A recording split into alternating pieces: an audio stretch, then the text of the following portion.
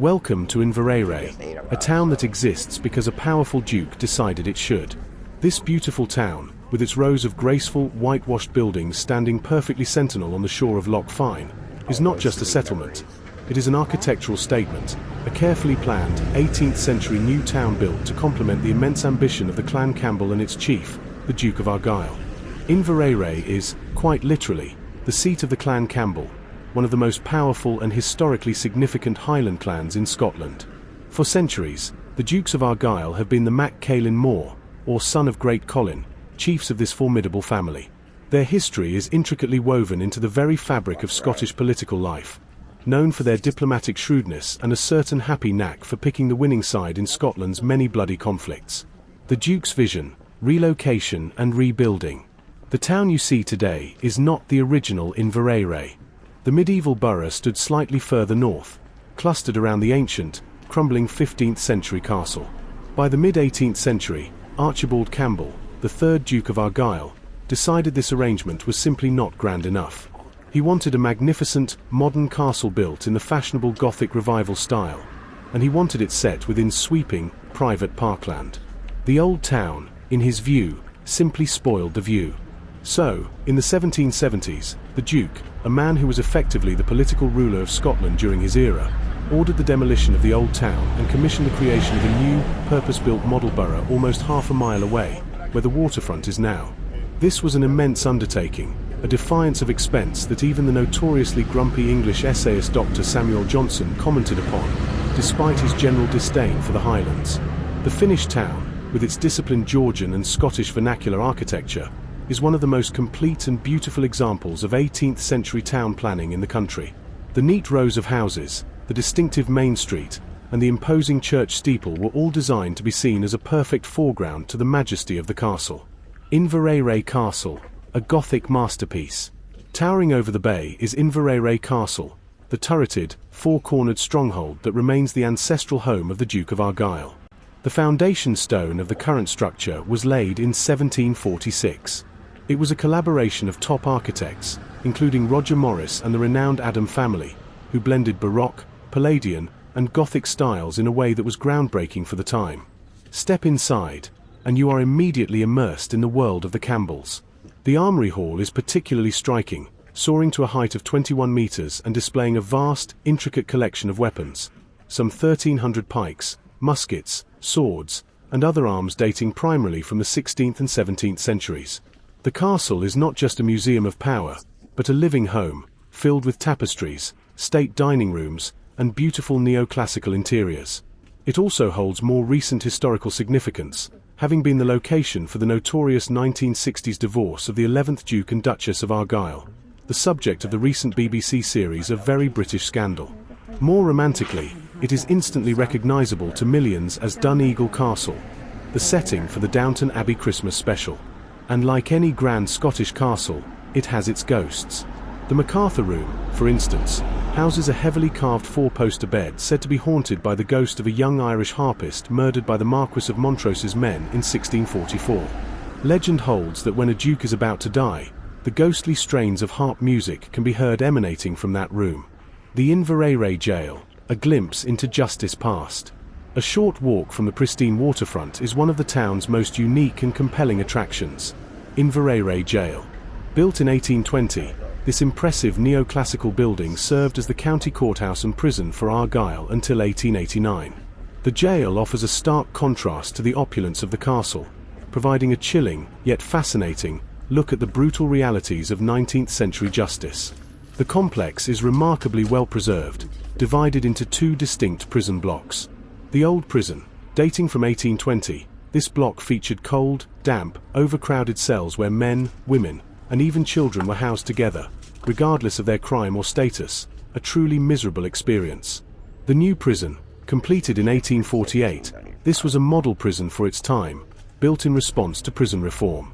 It featured individual cells, heating, ventilation, and facilities intended to separate and reform the inmates, often through hard labor. Visitors can see and hear the terrifying crank machine, a form of pointless, soul-crushing hard labor designed to break the prisoner's spirit.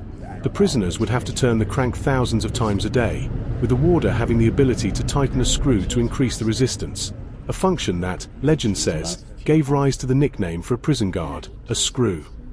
The jail also contains the restored courtroom, where you can imagine the tension and drama of sentences being passed, and the tales of the 4,000 or so individuals who were processed here, from debtors and petty thieves to those awaiting transportation to the colonies. Loch Fyne and the modern town. The final, constant presence in Inveraray is the water. Loch Fyne, Scotland's longest sea loch, stretches away from the town, providing both its livelihood and its breathtaking scenery. For centuries, the loch was famous for its abundant herring, giving Inveraray its status as a bustling port, though that industry has since declined. Today, Loch Fyne is better known for its world-class oysters and seafood. To appreciate the full scope of the Duke's landscaping project, look for the Dun Na Quaish Watchtower, a beautiful, folly-like tower perched on the hill above the castle. The steep, winding walk-up is rewarded with a panoramic view that perfectly demonstrates the calculated elegance of the entire estate. The castle, the River Array flowing through the parkland, the picturesque new town, and the vast, shimmering expanse of Loch Fyne. Inveraray stands as a unique monument to power, planning, and perseverance. It is a town that was built on a dream of magnificence, an elegant gateway into the Argyll Highlands, and a constant reminder that in Scotland, history is not only recorded, but beautifully, dramatically, built into the landscape. The story of Inveraray is inseparable from the story of the Dukes of Argyll and the title held by their chief, Mac Cailin Mór, the son of Great Colin. This title traces its lineage back to the 13th century and signifies a continuous line of leadership that placed the Campbells at the centre of virtually every major power struggle in Scotland, from the Wars of Independence right through to the Jacobite risings. The rise of the Mac Cailin Mór. The Clan Campbell's power base was built on shrewd diplomacy and a strategic westward expansion from their original lands on Loch Fyne. The establishment of the first castle at Inveraray in the mid-15th century by Sir Duncan Campbell, the first Lord Campbell, marked a decisive shift. Inveraray, situated at the head of the longest sea loch in Scotland, Loch Fyne, offered an unparalleled advantage, access to the sea, allowing them to project power and connect with the lowlands without relying solely on difficult highland passes. By the 16th century, the Campbells had become masters of Argyll, acting almost as feudal kings under the crown. They were appointed as justices and lieutenants for the monarch across the West Highlands and Islands. This gave them the legal authority to enforce the king's will, and their own, over rival clans like the Macleans, the MacDonalds, and the MacGregors. This position of authority frequently placed the Campbells at odds with their neighbours, leading to bloody episodes of retribution and vengeance. When you look across the gentle, clear waters of Loch Fyne today, it is important to remember that this whole region was once a theatre of constant, brutal interclan warfare. The age of the Covenanters, Marquis and Martyr. The most dramatic period of political peril for the Campbell chiefs came during the religious and civil wars of the mid-17th century, the era of the Covenanters.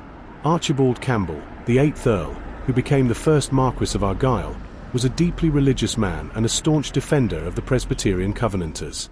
This put him directly against King Charles I, who sought to impose more Episcopalian forms of worship.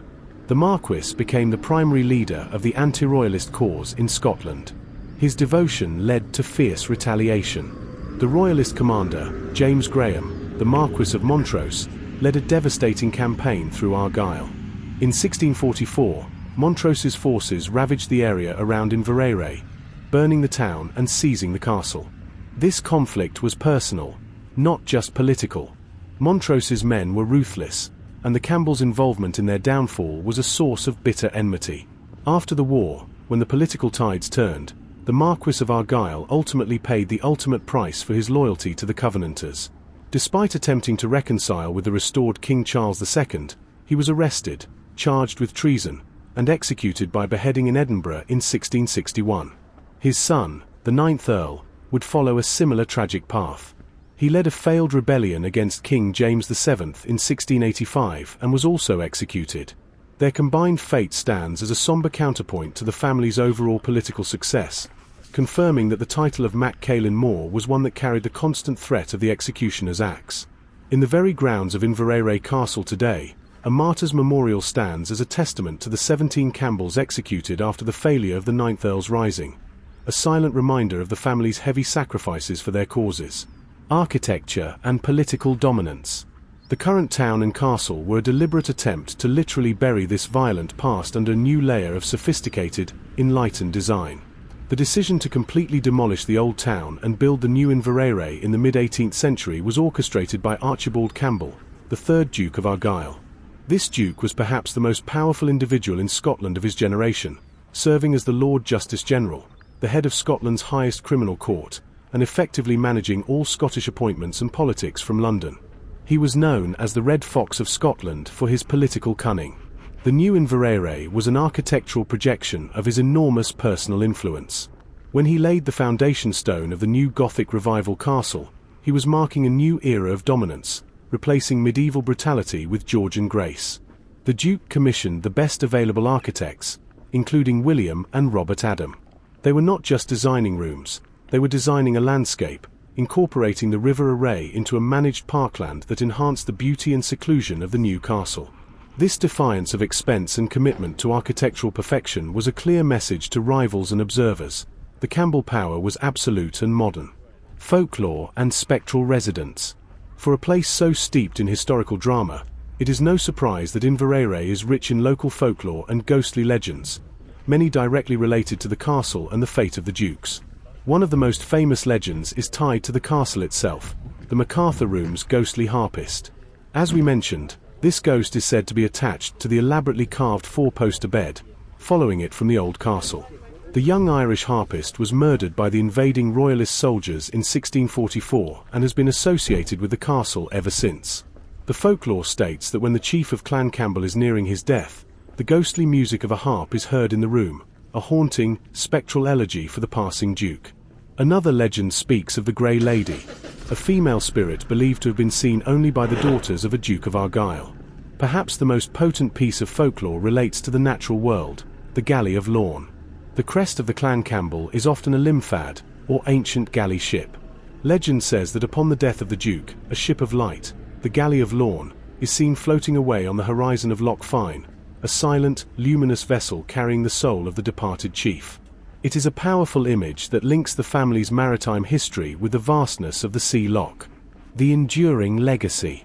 Today, Inveraray thrives not just as a beautiful town, but as a gateway where visitors can directly engage with 2 centuries of contrasting history.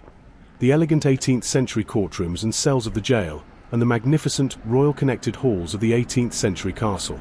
From the political intrigue of the executed Covenanter Marquis to the architectural genius of the Red Fox Duke, and the enduring spectral tales of the ancient clan, Inveraray stands as a unique, perfectly preserved chronicle of Scottish power, a powerful place where history, architecture, and legend converge on the silvery shores of Loch Fyne.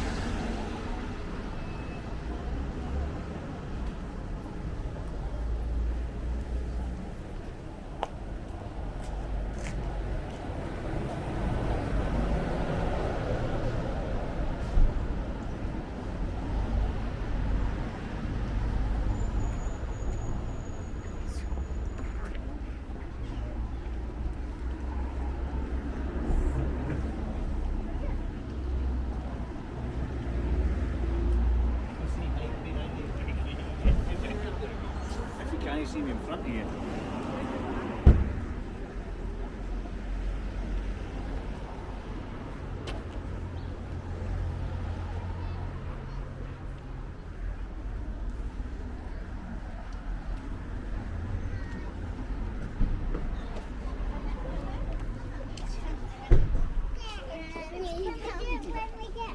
I'm being Neil, right?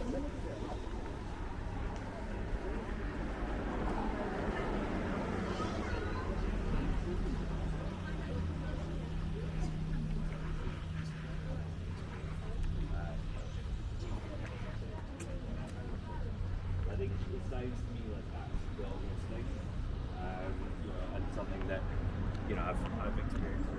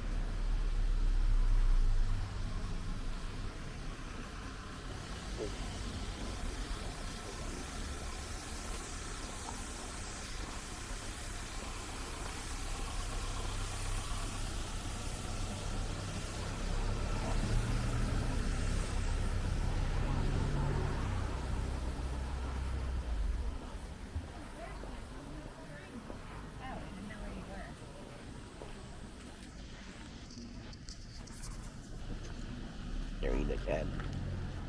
I want dessert. It's so good. I ate Brian a piece. It's shortbread and caramel.